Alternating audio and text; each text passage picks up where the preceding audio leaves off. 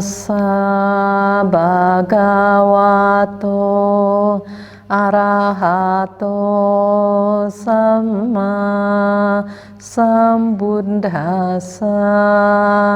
Namo tassa bhagavato arahato samma sambuddhassa.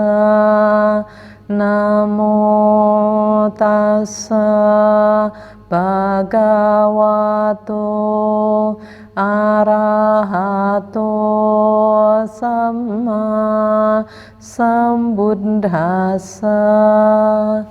Selamat malam para upasaka dan upasika. Selamat kebaktian kembali di Wihara Sanghamita. Malam ini kita kembali bertemu dalam acara yang memang diadakan oleh Wihara Sanghamita dan sebagian bisa mengikutinya secara online tentunya.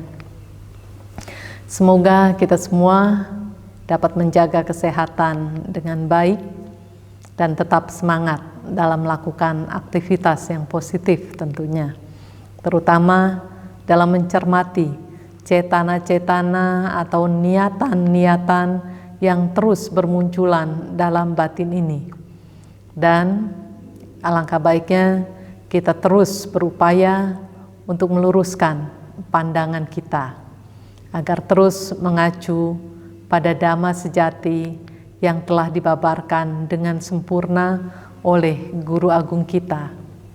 Para upasaka dan upasika, topik perbincangan kita pada malam hari ini adalah melibatkan diri dalam perilaku.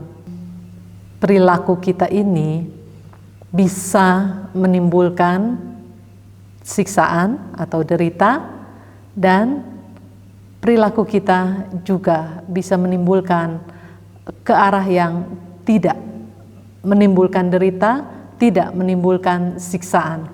Jadi ada dua perilaku yang bisa mengarah pada siksaan dan derita, dan ada perilaku yang tidak mengarah pada derita dan siksaan.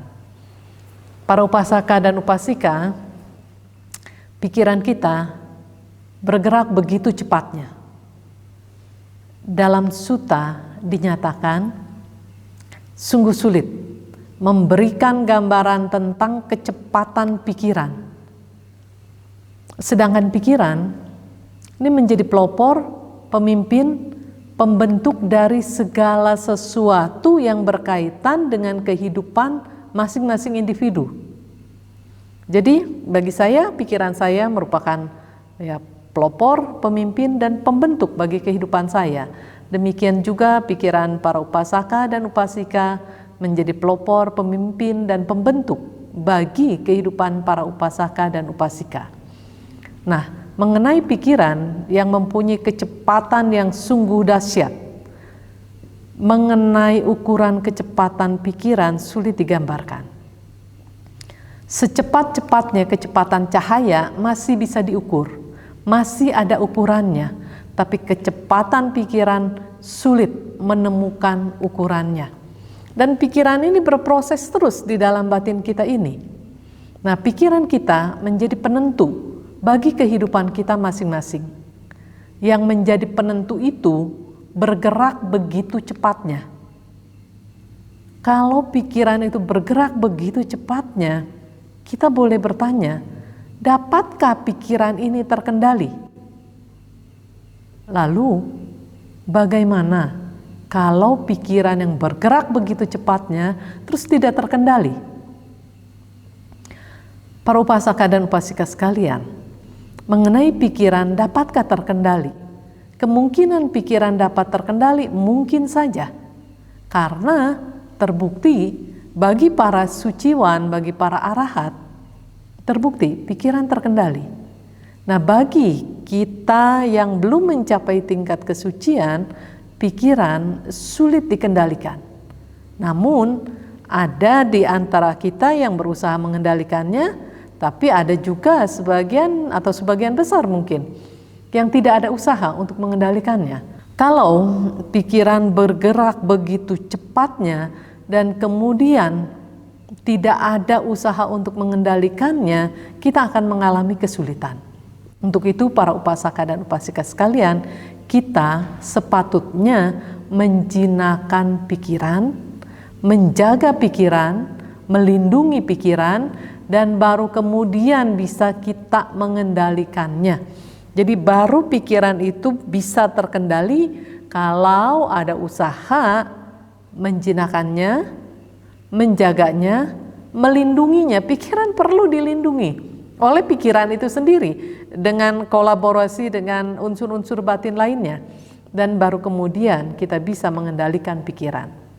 Nah, kalau pikiran yang tidak terkendali, itu artinya hidup dengan pikiran liar yang tidak terkendali. Bayangkan hidup dengan pikiran liar yang tidak terkendali, dengan kecepatannya yang sulit dibayangkan. Jadi udah pikiran liar, sulit dikendalikan, kecepatannya sulit dibayangkan. Ini kita harus paham.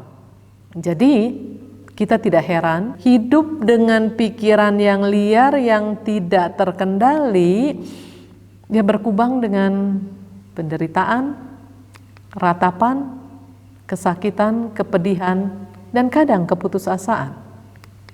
Jadi demikianlah, hidup dengan pikiran yang tidak terkendali, tidak ada usaha penjinakan, tidak ada usaha penjagaan pikirannya, tidak ada usaha melindungi pikirannya, maka akan jatuh di dalam kubangan penderitaan, ratapan, kesakitan, baik sakit fisik maupun di batinnya, demikian juga dengan kepedihan, dan bahkan ada yang dirundung dengan keputusasaan.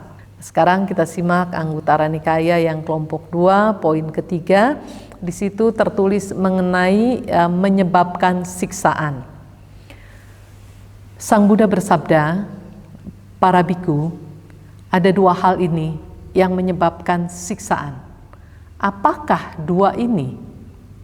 Nah, sebelum kita lanjut, mari kita garis bawahi dulu mengenai dua hal yang menyebabkan siksaan. Di sini seseorang melibatkan diri dalam perilaku salah melalui jasmani, tetapi tidak melibatkan diri dalam perilaku benar melalui jasmani. Nah, kita sudah masuk ke dalam jawaban mengenai dua hal yang menyebabkan siksaan, yaitu melibatkan diri dan tidak melibatkan diri terhadap perilaku tertentu. Melibatkan itu artinya aktif. Kalau dilibatkan itu artinya pasif. Jadi kalau kita melibatkan diri dengan perilaku yang salah, itu artinya kita aktif di dalam kesalahan, ya, dalam kegiatan yang salah. Nah, jadi hal yang menimbulkan siksaan itu perilaku salah kita yang dikerjakan oleh diri sendiri. Jadi perilaku salah milik kita tentunya dikerjakan oleh diri sendiri. Melibatkan dan tidak melibatkan, tadi dijelaskan bahwa yang menimbulkan siksaan adalah melibatkan diri dengan perilaku salah melalui jasmani, dan tidak melibatkan diri dengan perilaku benar melalui jasmani. Jadi kalau terhadap yang salah melibatkan diri, terhadap yang benar menjauh gitu, tidak melibatkan diri. Nah, kalau kita pikir ya, kalau kita punya tenaga dan waktu untuk melibatkan diri dengan perilaku salah melalui jasmani, kan sebenarnya kita juga berarti punya waktu dan tenaga untuk melibatkan diri dengan perilaku benar melalui jasmani. Kalau yang dilakukan adalah melibatkan diri dengan perilaku salah melalui jasmani, dengan kata lain, diri sendiri menjanjikan hal yang menimbulkan derita untuk diri sendiri. Itu kita harus tahu, kita harus terbuka, harus terang, kita harus jujur. Itu janji yang diberikan, ya. Nah, sekarang dalam kehidupan sehari-hari, apakah sudah tertanam perilaku menghindari pembunuhan dan penganiayaan makhluk hidup seperti yang tertulis di dalam sila pertama dari Pancasila Buddhis? Atau itu aktif berkarya Jadi pelanggaran sila itu aktif berkarya gitu. Bila jawabannya adalah iya, menimbulkan pertanyaan lagi. Kenapa masih demikian? Sudah tahu yang diajarkan harus menghindari perilaku-perilaku yang salah, menghindari pembunuhan dan penganiayaan makhluk hidup, tapi kenapa itu masih berlangsung? Misalnya gergetan, ngelihat nyamuk, lihat semut, ngelihat laler, karena binatang-binatang ini kecil dianggap sepele, dianggap ya entenglah karmanya begitu. Ingat deh pepatah, sehari sehelai benang, lama-lama akan menjadi sehelai kain. Kan kain kan itu besar. Kalau setiap hari naruh sehelai benang, menenun sehelai benang, lama-lama dia bisa jadi kain. Sama juga ketika melakukan pelanggaran sila, katakanlah dianggap enteng lah, semut ini, nyamuk ini, laler ini, tapi lama-lama itu akan menjadi sebuah kekuatan yang besar di dalam menimbulkan ya akibat dari karma-karma buruk yang telah dilakukan. Untuk itu, para upasaka dan upasika sekalian, kalau tadi pertanyaannya, kenapa perilaku-perilaku salah itu masih aktif? Kenapa sebagian manusia masih demikian? Karena di dalam batinnya belum ada meta yang mengandung makna, memiliki dan memancarkan cinta kasih yang sama pada semua makhluk. Kalau memiliki meta dan memancarkannya kepada semua makhluk dengan cara yang sama, maka pelanggaran sila tentu tidak dilakukan. Nah, ketika pelanggaran sila, atau dalam hal ini yang kita bicarakan sila yang pertama, kalau pelanggaran ini terus berlanjut dengan alasan apapun dan dengan cara apapun, ingat itu artinya melibatkan diri dengan perilaku yang salah, kemudian dilakukan dengan menganggap enteng lagi. Dilakukan dengan menganggap bahwa itu tidak berarti. Ingat, kita dipesankan, kita diamanatkan, kita diwanti-wanti untuk jangan mengabaikan kesalahan walaupun kecil. Ingat para upasaka dan upasika, yang mengingatkan itu adalah guru agung kita. Beliau adalah Sama Sambuddha. Sama Sambuddha mengingatkan kita, jangan mengabaikan kesalahan walaupun kecil. Mari kita berusaha untuk mengikuti apa yang Buddha ajarkan. Karena beliau mengajarkan itu untuk keselamatan kita, untuk kebahagiaan semua makhluk. Jadi jangan tidak memahaminya dengan cara yang benar gitu. Jadi kita harus memahami apa yang Buddha sampaikan pada kita, ini harus dengan cara yang benar. Buddha mengingatkan, jangan mengabaikan kesalahan walaupun kecil, mari kita camkan baik-baik agar perjalanan hidup kita selamat. Para upasaka dan upasika sekalian, ingat, hukum alam ini bekerja, ya. Jangan lalai dan kita jangan lengah. Nah, bayangkan bila kita sudah melibatkan diri dengan perilaku yang salah, bahkan tidak mau melibatkan diri dengan perilaku yang benar, itu artinya akan menambah jumlah makhluk yang ada di alam derita. Jadi makin penuhlah alam-alam derita ini dengan ya orang-orang yang makhluk-makhluk yang berdatangan yang melibatkan diri dengan perilaku-perilaku yang salah. Jadi kita jangan menjadi orang yang menambah jumlah makhluk yang ada di alam menderita. Nah, tadi kita bicara tentang sila pertama. Sekarang bagaimana dengan sila yang kedua? Mengenai mengambil barang yang bukan miliknya. Yang bisa dilakukan dengan berbagai cara.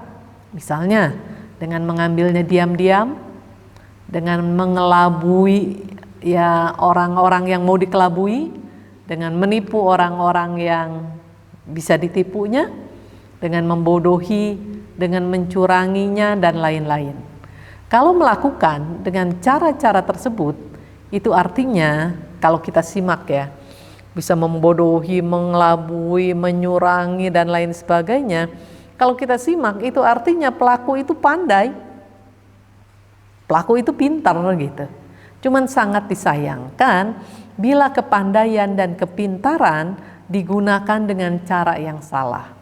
Bila kepandaian dan atau kepintaran bekerja sama dengan keserakahan, yang mana keserakahan adalah akar atau cikal bakal kejahatan, maka terjadilah kejahatan yang dilakukan oleh orang pintar dan orang pandai yang tadi dimaksud.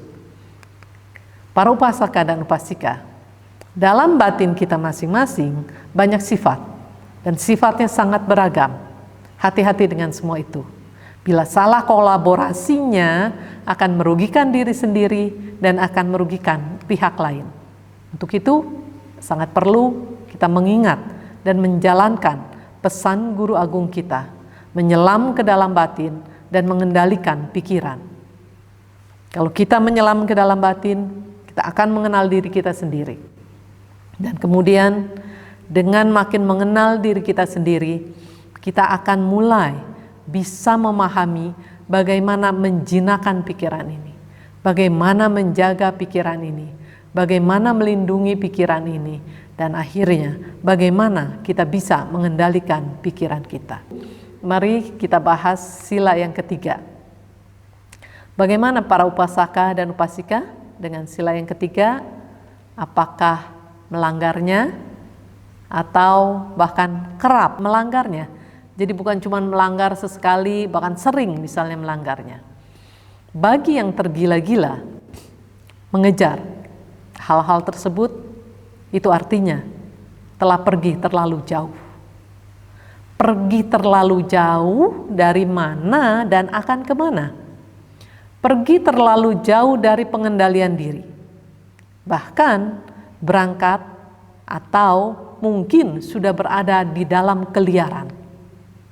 Pikiran yang sudah sulit dikendalikan, bahkan ditambah dengan kehidupan yang dalam pengumbaran keliaran nafsu-nafsu keinginan akan mempersulit diri sendiri dalam perjalanan kehidupan menuju padamnya penderitaan.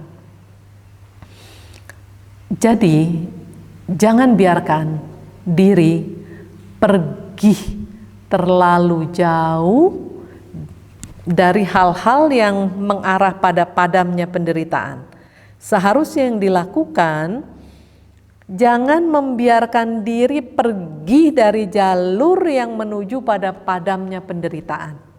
Kalau keluar dari jalur yang menuju padamnya penderitaan, keluar dari jalur yang menuju padamnya penderitaan, itu artinya berangkat menuju jalur yang penuh dengan derita.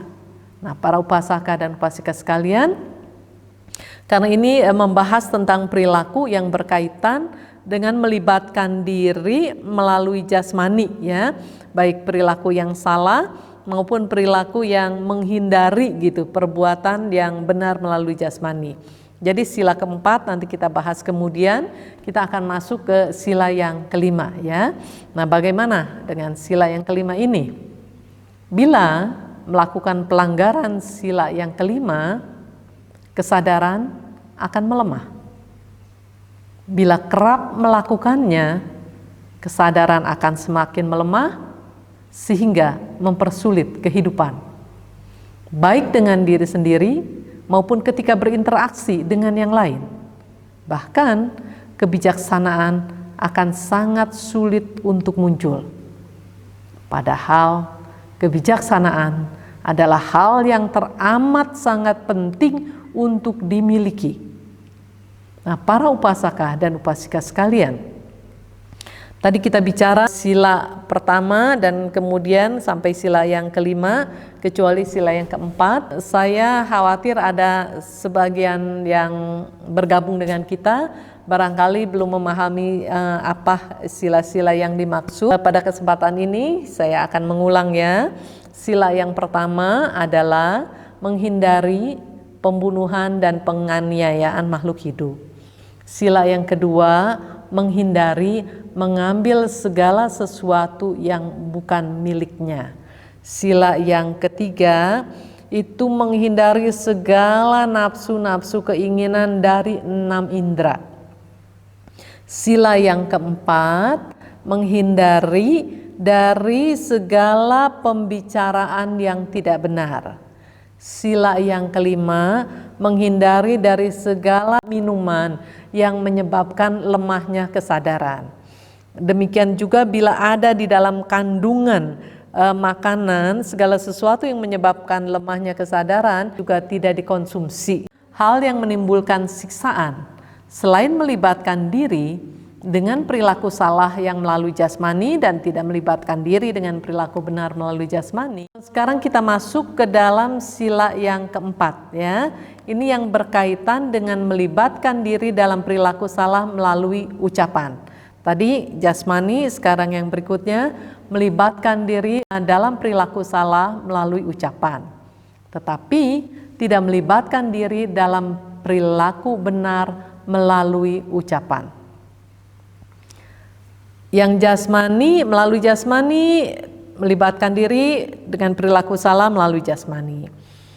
Tidak melibatkan diri dengan perilaku yang benar melalui jasmani.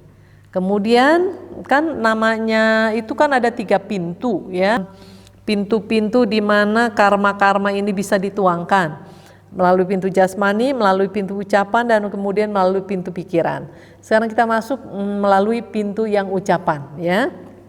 Nah ini berkaitan dengan sila yang keempat. Tadi kita sudah bicara yang sekilas berkaitan dengan sila pertama, kedua, ketiga, dan kelima. Nah sekarang mari kita masuk ke dalam sila yang keempat ya. Nah apa saja sih yang berkaitan dengan sila yang keempat? Yaitu ucapan salah, ucapan jahat, ucapan kasar, dan ucapan yang tidak berguna. Melibatkan diri dengan ucapan yang salah, coba para upasaka dan upasika sekalian, secara umum kita ini aktif bicara. Bahkan ketika meditasi yang dibilangnya noble silent pun seharusnya diam, menyadari, masuk ke dalam batin, tetap sebagian peserta ada yang masih bicara. Jadi sangat aktif sekali. Di dalam kehidupan sehari-hari hampir mungkin bisa dikatakan tiada hari tanpa bicara. Nah sekarang coba cek. Pembicaraan-pembicaraan yang keluar ini terlibat dalam perilaku yang salah atau terlibat dalam perilaku yang benar. Kalau ucapan-ucapan yang keluar ini terlibat di dalam perilaku yang salah, itu artinya kita kembali sedang membuat sumber-sumber derita, sumber-sumber siksaan dalam perjalanan hidup ini. Ucapan-ucapan salah itu banyak. Kebohongan termasuk ucapan salah. Penipuan termasuk ucapan salah. Kemudian ya mencurangi, berkata-kata yang mengandung kecurangan juga udah ucapan salah. Belum lagi ucapan-ucapan jahat yang menimbulkan seseorang itu bisa terpengaruh ke jalur yang tidak benar gitu. Yang namanya jahat, ucapan ini dikeluarkan kemudian bisa menyebabkan si pendengarnya ini menangkap dan mengarahkan pikirannya ke daerah-daerah di mana penderitaan-penderitaan itu bisa tercipta. Dari apa? Dari perilakunya. Para upasaka dan upasika sekalian, yang namanya ucapan jahat bisa diucapkan dengan halus gitu. Bukan cuma dengan yang keras belum tentu jahat. Jadi yang halus belum tentu juga itu tidak jahat gitu. Jadi jangan berpikir bahwa oh kalau yang halus selalu tidak jahat, kalau yang keras selalu jahat, belum tentu. Orang tua ketika memperingati anaknya dengan cara yang katakanlah keras barangkali suaranya, mungkin anak-anak akan berpikir bahwa orang tua ini mengucapkan kata-kata jahat. Jangan dilihat dari bagaimana kerasnya itu suara, tetapi harus dilihat dari kandungan kalimatnya. Kalau kalimatnya ini membuai, kemudian membodohi, merekayasa cerita dan lain sebagainya, sehingga seseorang pandangannya menjadi keliru, nah itu ucapan itu jahat. Nah, ucapan-ucapan yang selain ucapan yang salah, juga ucapan yang jahat, ucapan yang kasar pun termasuk di dalam pelanggaran sila yang keempat. Nah, lalu bagaimana dengan ucapan-ucapan yang katakanlah ngomong kosong, guyonan-guyonan yang mengandung kebohongan, tetap itu masuk ke dalam kategori pelanggaran sila yang keempat. Nah, para upasaka dan upasika sekalian, pernah enggak atau aktif tidak di dalam keseharian ini mengucapkan ucapan-ucapan yang salah? Mengandung kebohongan, mengandung tipuan, mengandung siasat dan lain sebagainya. Kemudian pernah enggak mengarahkan orang agar tidak mempercayai yang benar, bahkan agar mempercayai yang salah? Pernah enggak mengarahkan orang agar tidak melihat kenyataan yang benar, bahkan digiring supaya bisa melihat sesuatu yang tidak nyata menjadi nyata? Kayak seperti pesulap kan begitu ya. Kalau pesulap, sesuatu yang nyata dibikin tidak kelihatan gitu. Sesuatu yang tidak nyata itu dibikin yang terlihat kan begitu. Nah, kalau melakukan trik-trik yang seperti itu dituangkan melalui ucapan, itu artinya jahat. Nah, para upasaka dan upasika sekalian, kita tahu bahwa ada hukum sebab dan akibat. Jadi kalau kita tidak mau menerima buah akibat dari yang kita lakukan ini, ya kita jangan lakukan itu gitu. Karena ketika ucapan-ucapan salah, tipuan, kebohongan dilakukan, ingat benih adalah sebuah janji. Itu artinya menjanjikan, menghadirkan kondisi-kondisi yang seperti itu yang akan kita petik buahnya. Gitu. Demikian juga dengan ucapan-ucapan yang jahat. Diungkapkan secara halus, wajahnya dikemas sedemikian rupa agar orang percaya gitu. Boleh halus, boleh lembut, tapi kalau mengandung penyesatan gitu, membuat seseorang atau sekian banyak orang tersesat, itu artinya ucapan jahat yang diucapkan dengan halus sehingga sukses membawa orang ke pandangannya yang keliru. Nah, para upasaka dan upasika sekalian, kalau itu tidak dihindari, ingat semua itu akan berbalik. Semua itu akan menjadi bumerang bagi diri sendiri. Demikian juga dengan ucapan-ucapan yang kasar, ucapan-ucapan yang merendahkan, ucapan-ucapan yang menghina, ucapan-ucapan yang menyombongkan diri sendiri, ucapan-ucapan yang dikeluarkan dengan tinggi hati. Nah, itu ucapan-ucapan yang kasar sebetulnya. Nah, para upasaka dan upasika sekalian, juga ucapan-ucapan yang tidak berguna. Coba perhatikan, apakah diri kita masing-masing ini melibatkan diri dengan ucapan yang salah? Kalau masih aktif terus melibatkan diri dengan ucapan-ucapan yang salah, kalau kita sadar, kalau semua sadar atau bagi yang sadar, cepat-cepat menarik diri. Cepat-cepat hentikan itu. Kalau kita tidak menarik diri, ingat, semua akan datang.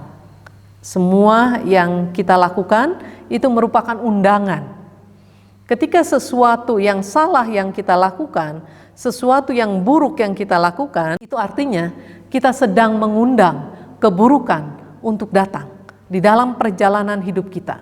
Bisa di kehidupan yang sekarang, bisa di kehidupan yang berikutnya, atau di perjalanan yang panjang dan bisa berbuah berulang kali. Tergantung kualitas ketika kita melaksanakan sesuatu yang salah ini, kualitasnya seperti apa. Jadi para upasaka dan upasika sekalian, alangkah baiknya kita harus memiliki pelindung bagi perjalanan hidup kita, yaitu kita memiliki rasa malu melakukan perbuatan salah dan memiliki rasa takut akan akibat perbuatan salah, sehingga kita tidak mau lagi melakukan perbuatan-perbuatan salah, baik melalui jasmani, ucapan maupun pikiran. Nah, kalau sudah demikian, artinya kita punya pelindung. Tapi kalau kita tidak punya hiri dan otapa, terus dan terus melakukan ucapan-ucapan yang salah, ucapan yang jahat, ucapan yang kasar, ucapan yang tidak berguna, dan menghindari perilaku-perilaku yang benar melalui ucapan, itu artinya kita sedang mengundang penderitaan, mengundang siksaan, mengundang ratapan, kesedihan, kesakitan untuk hadir di dalam perjalanan kehidupan kita. Bayangkan 3 pintu yang kita punya. Pintu jasmani, pintu ucapan, dan pintu pikiran. Sekarang kita baru membahas sudah sampai kedua ya, jasmani dan ucapan. Kalau melalui 2 pintu ini, itu perilaku-perilaku yang salah dilakukan, dengan kata lain kita mengundang akibat-akibat yang buruk untuk hadir di dalam perjalanan kehidupan ini. Apa enggak mengerikan? Seharusnya kita sadar bahwa kita mengundang sesuatu yang mengerikan bila keterlibatan di dalam perilaku yang salah baik melalui jasmani maupun ucapan dilakukan. Jadi para upasaka dan upasika sekalian, pandai-pandailah mengundang. Ya. Maksudnya gimana pandai-pandailah mengundang? Undanglah yang kita mau dia datang gitu.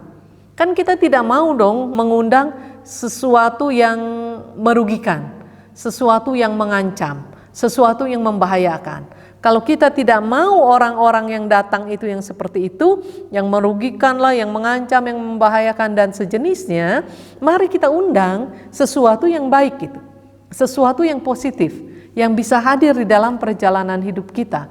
Ingat, setiap kali karma yang kita tuangkan melalui pikiran, ucapan maupun jasmani, itu artinya kita sedang menyebar undangan. Dan perlu diingat, undangan yang kita sebar melalui karma yang kita lakukan itu tidak pernah salah alamat. Dan yang diundang itu datang. Kecuali yang ahosi, yang harusnya berbuah di kehidupan sekarang tetapi tidak berbuah, atau yang harusnya berbuah di kehidupan berikutnya setelah sekarang ini tapi itu tidak berbuah, ya undangan itu yang tidak bisa datang. Katakanlah orang-orang yang seperti itu yang tidak bisa datang.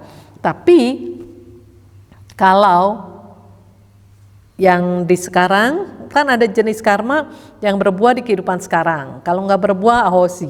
Ada yang berbuah di kehidupan berikutnya. Kalau nggak berbuah, ahosi. Dan ada jenis karma lagi, itu akan berbuah di setiap, maksudnya begini, akan siap berbuah kapanpun bila saatnya tepat. Dan berbuahnya nggak cuma sekali, dan bisa berbuahnya itu berulang kali. Jadi ingat, jangan sampai salah mengundang. Undanglah yang Anda mau. Kalau yang Anda mau atau yang tentunya yang kita semua mau, kesejahteraan, keamanan, ketenangan, keselamatan, kebahagiaan, itu yang kita mau, mari kita undang gitu. Dengan cara apa? Dengan cara perilaku kita. Dengan cara perilaku yang mana? Yang melibatkan diri dengan perilaku yang benar, baik melalui ucapan, pikiran maupun jasmani. Dan tidak melibatkan diri dengan perilaku yang salah melalui jasmani, perilaku yang salah melalui ucapan, dan atau perilaku yang salah melalui pikiran. Nah, para upasaka dan upasika sekalian, kalau kita tidak mau berusaha meluruskan pikiran, meluruskan pandangan kita, itu karma-karma buruk itu ya tertuang terus gitu, melalui jasmani maupun melalui pikiran. Ingat, tadi kita sudah bahas, pikiran itu kecepatannya sulit dibayangkan.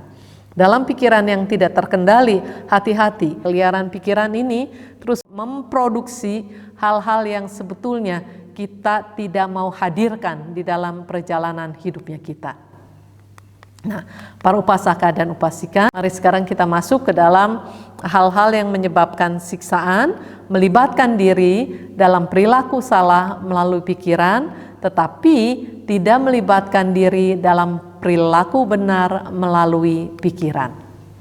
Nah, apa sih yang dimaksud dengan tidak melibatkan diri di dalam perilaku yang benar, bahkan melibatkan diri dalam perilaku yang salah? Yang dimaksud dengan tidak melibatkan diri di dalam perilaku yang benar atau bahkan melibatkan diri di dalam perilaku yang salah, itu artinya tidak berdaya upaya yang masuk ke dalam daya upaya benar. Jadi kalau yang dimaksud dengan daya upaya yang benar, yang pertama, hal-hal buruk yang belum ada di dalam pikiran-pikiran kita itu jangan sampai ada. Kalau sudah ada, nah itu dikikis sampai hancur, sampai habis, sampai bersih. Nah kemudian yang kedua, pemikiran-pemikiran buruk, pemikiran-pemikiran salah yang ada dan sudah ada di dalam pikiran ini diupayakan agar pikiran-pikiran buruk yang sudah ada di dalam batin ini bisa dilepaskan gitu. Bisa dilepaskan, bisa tidak dilakukan lagi. Nah ini yang harus dilakukan. Dan kemudian usaha benar yang ketiga yang berkaitan dengan pikiran, berusaha pikiran-pikiran yang positif, pikiran-pikiran yang baik yang belum ada di dalam pikiran ini diupayakan agar jenis-jenis pemikiran-pemikiran yang baik ini muncul di dalam pemikiran kita, tumbuh, berkembang, bersemayam di dalam batin ini dan aktif bekerja. Dan kemudian yang keempat, ada daya upaya menjaga pikiran-pikiran baik yang sudah ada di dalam batin ini tidak sampai hilang, bahkan mencapai puncak kesempurnaannya, ya. Nah lanjut, apalagi yang berkaitan dengan tidak melibatkan diri dengan perilaku yang benar melalui pikiran, bahkan melibatkan diri dengan perilaku salah melalui pikiran, yaitu tidak memiliki konsentrasi yang benar. Tidak berusaha melatih konsentrasi sampai memiliki konsentrasi yang benar. Nah itu adalah perilaku-perilaku yang salah. Jadi para upasaka dan upasika sekalian, mari kita berdaya upaya dengan cara yang benar. Berdaya upaya dengan cara yang benar, kita berusaha di dalam pikiran kita ini, hal-hal buruk yang belum muncul jangan sampai muncul. Kalau yang sudah ada, berjuang dengan kesungguhan, berjuang dengan ketekunan, berjuang dengan kegigihan. Apa yang harus kita lakukan? Ini berjuang agar hal-hal buruk yang ada di dalam pikiran kita ini berusaha kita kikis, kita hancurkan, bahkan sampai lenyap gitu. Sampai tidak muncul lagi di masa-masa yang akan datang. Nah ini yang harus kita lakukan. Nah selain itu, tadi kita bicara bahwa untuk memiliki keterlibatan di dalam perilaku melalui pikiran dengan cara yang benar, kita harus melatih konsentrasi kita. Itu artinya kita aktif melibatkan diri dengan perilaku yang benar, bukan melibatkan diri dengan perilaku yang salah melalui pikiran. Nah kalau para upasaka dan upasika sekalian malas bermeditasi, malas melatih konsentrasi, itu artinya melibatkan diri dengan perilaku yang salah tapi tidak melibatkan diri dengan perilaku yang benar. Coba tanya ke dalam diri sendiri, tekun atau tidak melatih diri di dalam meditasi, baik berkembangnya kesadaran maupun konsentrasi. Kalau tidak tekun, bahkan berusaha menghindarinya, berarti para upasaka dan upasika atau orang yang melakukan itu artinya berusaha menghindari perilaku yang benar melalui pikiran. Bahkan kalau pikirannya tidak diarahkan dan terus berkembang menjadi tidak terkendali, itu artinya melibatkan diri dengan perilaku yang salah melalui pikiran. Jadi para upasaka dan upasika sekalian, kita harus menengok aktivitas pikiran kita, ucapan kita, dan jasmani kita. Kemana ini arahnya? Kemana ini melibatkannya? Kemana dia aktif? Di mana dia aktif gitu? Di hal yang salahkah dia aktif? Atau di hal yang benarkah dia aktif? Jadi para upasaka dan upasika, alangkah baiknya kita melakukan perenungan. Lakukan perenungan ini di dalam keseharian kita. Apa yang sudah kita hasilkan di dalam kehidupan kita per hari ini gitu. Per hari, dari hari ke hari, coba dicek. Apa yang sudah kita hasilkan? Karya apa? Keterlibatannya ini di mana? Keterlibatan kita ini ke arah yang benar atau keterlibatan kita ini ke arah yang salah? Ingat, itu akan menjadi tujuan gitu. Kalau kita melibatkan diri ke arah yang benar, benarlah tujuan perjalanan hidup kita. Kalau kita melibatkan diri ke arah yang salah, salahlah tujuan perjalanan hidup kita. Salah dari mana? Salah dari keinginan batinnya kita sendiri, salah dari kepentingan kita sendiri. Kita memiliki kepentingan untuk penderitaan ini padam. Kita memiliki kepentingan agar penderitaan ini menjauh dari kita. Nah, kalau kita memiliki kepentingan itu, tapi perilaku kita melibatkan diri kepada hal-hal yang salah, baik melalui pikiran, ucapan maupun jasmani, jadi akhirnya tujuan dengan perilaku nggak nyambung. Tujuannya menuju padamnya penderitaan atau terhindar dari jalan menuju penderitaan, tapi perilakunya kok dilakukan ke arah sana. Nah, ini artinya nggak nyambung. Apa yang dimaui dan apa yang dilakukan ini nggak sinkron gitu. Jadi para upasaka dan upasika sekalian, kita harus memiliki perhatian terhadap diri sendiri. Jangan melulu perhatian itu diarahkan keluar gitu. Memperhatikan orang lain, memperhatikan apa yang dilakukan, apa yang diucapkan, apa yang dipikirkan oleh orang lain, tetapi lalai memberikan perhatian terhadap diri sendiri, terhadap apa yang dipikirkan oleh sendiri, terhadap apa yang diucapkan oleh sendiri, terhadap apa yang dilakukan oleh diri sendiri. Jadi, mari kita membangkitkan atau membentuk kebiasaan yang baik, atau kalau bagi yang sudah memiliki kebiasaan yang baik, terus melanjutkan sampai mencapai puncak kesempurnaannya. Mari kita membangkitkan, membentuk perilaku-perilaku yang mengarah kepada keterlibatan. Perilaku-perilaku baik melalui ucapan, jasmani maupun pikiran dengan cara yang benar, dengan isi yang benar gitu. Para upasaka dan upasika sekalian, saya yakin semua dari kita sedikit banyak punya kepandaian, punya kepintaran. Untuk kepandaian dan kepintaran ini pun kita harus hati-hati. Karena kalau kepandaian dan kepintaran bekerja sama dengan hal-hal yang buruk, akar kejahatan aktif dan akhirnya menciptakan kejahatan-kejahatan. Kalau itu sudah tercipta, jadi kejahatan itu tercipta untuk siapa? Untuk dirinya sendiri, untuk pelaku. Karena semua orang punya dunianya gitu. Jadi dunianya sendiri tercipta oleh diri sendiri. Nah, sampai kita mengalami kondisi hari ini, susah senangnya, suka dukanya, apapun yang kita alami ini hasil ciptaan kita sendiri. Hasil karya kita sendiri. Jadi para upasaka dan upasika sekalian, mari kita berkarya atau mengundang melalui perilaku kita ini hal-hal yang mengarah kepada kebahagiaan. Jadi jangan menyiksa diri kita sendiri. Jangan mengundang derita bagi diri kita sendiri. Para upasaka dan upasika sekalian, kalau kita melakukan hal-hal yang katakanlah yang keliru tadi, itu artinya kita menjadi tersiksa. Di dalam sutta dinyatakan bahwa ketika orang-orang melibatkan dengan perilaku yang salah, tidak melibatkan dengan perilaku yang benar, ia menjadi tersiksa dengan berpikir, aku telah melibatkan diri dalam perilaku salah melalui jasmani. Ia menderita tersiksa dengan berpikir, aku telah melibatkan diri dalam perilaku salah melalui jasmani. Seandainya orang ini melakukan sesuatu yang tidak sesuai, ia menjadi tersiksa dengan berpikir, aku tidak melibatkan diri dalam perilaku benar melalui jasmani. Bahkan melibatkan diri dalam perilaku yang salah melalui jasmani. Demikian juga dengan ucapan dan pikiran.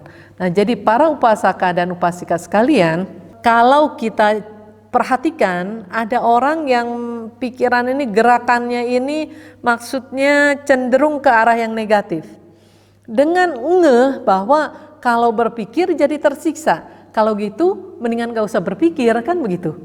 Kalau berpikir telah melakukan atau melibatkan diri dengan perilaku yang salah melalui jasmani, ucapan dan pikiran, dan berpikir sehingga menjadi tersiksa karena berpikir bahwa tidak melibatkan diri dengan perilaku yang benar melalui jasmani, ucapan ataupun pikiran.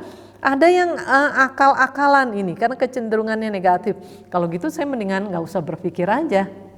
Begini, katakanlah kalau berpikir ke arah sana, batin ini tersiksa dengan penyesalan, dengan kekhawatiran, dengan ketakutan, katakanlah batin ini tersiksa. Oke.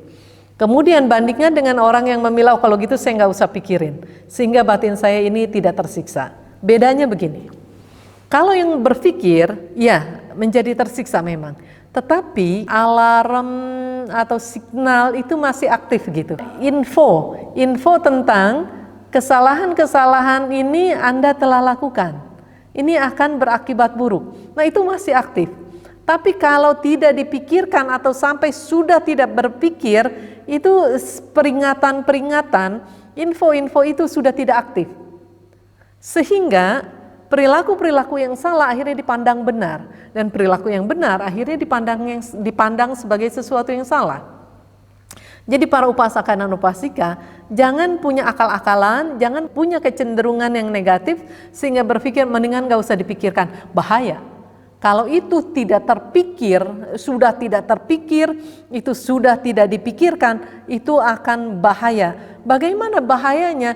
Itu moha, kebodohan batin, makin lama makin menguat, makin besar, dan nggak tahu sampai tidak tahu lagi jalan yang ditunjukkan menuju kebenaran itu sudah dia tidak bisa melihatnya, walaupun di depan mata, walaupun diperingatkan, walaupun misalnya melihat contoh, walaupun diberi nasihat, mendapatkan katakanlah masukan-masukan dari apa yang didengarnya, tetap itu tidak bisa diterimanya. Jadi seperti apa? Seperti orang yang sudah terselubungi dengan sesuatu yang sangat kuat, sesuatu yang sangat keras, sehingga kebenaran apapun tidak mampu ia lihat gitu. Kebenaran apapun tidak mampu ia dengar. Sementara bagi orang-orang yang katakanlah peringatan-peringatan batinnya masih aktif, menjadi tersiksa, mengetahui perilakunya ini salah, ini ketika ada masukan-masukan tentang kebenaran, ia masih mampu melihatnya. Ketika mendengar, dia pun masih mampu mendengarnya. Sehingga kemungkinan dia untuk keluar dari kebiasaan yang buruk, ini kemungkinannya besar dan mungkin sangat besar. Tapi kalau untuk yang satunya ini, sulit, kemungkinannya sulit. Jadi lebih baik begini mikirnya, kan kalau yang tadi yang sifatnya negatif, nggak dipikirin lah sehingga tidak jadi tersiksa gitu. Terus kan ada yang di tengah-tengah nih, begitu terpikir menjadi tersiksa. Lalu kalau orang yang punya kecenderungan yang positif, dia akan berpikir bagaimana caranya supaya tidak tersiksa dengan hal-hal yang seperti ini, dengan hal-hal yang ketika perilaku salah dilakukan tersiksa. Tidak melibatkan diri, ada kesempatan untuk melakukan hal-hal yang benar, tidak melibatkan diri dengan hal-hal yang benar, sehingga menjadi tersiksa juga.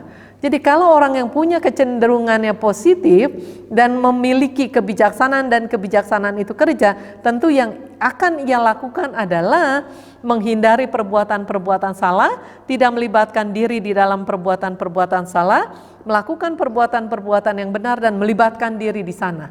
Nah, dengan demikian ia menjadi tidak tersiksa, bahkan ia menjadi bahagia. Ia menjadi tidak tersiksa gitu, dengan berpikir saya tidak melibatkan diri dengan perilaku yang salah, baik melalui jasmani, ucapan maupun pikiran. Bahkan saya melibatkan diri dengan perilaku yang benar melalui jasmani, ucapan maupun pikiran. Nah, itu untuk orang yang punya kecenderungan positif dan punya kebijaksanaan. Jadi para upasaka dan upasika sekalian, mari kita berkecenderungan positif dan mari kita bangkitkan, tumbuh kembangkan kebijaksanaan-kebijaksanaan yang memang benihnya sudah ada di dalam batin kita. Tinggal kita mau mengundangnya untuk hadir atau tidak. Semua pilihan ada di dalam tangan kita. Pikiran kita yang menentukan, pikiran kita yang mempelopori, yang membentuk, yang memimpin segala sesuatu yang terjadi di dalam perjalanan hidup ini. Sekarang mari kita beranjali, kita bertekad, semoga di dalam perjalanan hidup ini kita selalu ingat untuk menghindari keterlibatan dengan perilaku-perilaku yang salah, bahkan kita selalu ingat untuk melibatkan diri di dalam perilaku-perilaku yang benar dan kita selalu ingat untuk melatih kesadaran kita dan konsentrasi kita sehingga kita mampu membersihkan batin sampai ke noda-nodanya. Dan semoga kita semua selalu bertemu dan bergaul dengan orang-orang yang bijaksana dalam perjalanan hidup ini menuju akhir duka dan merealisasi nibbana. Sadhu, sadhu, sadhu.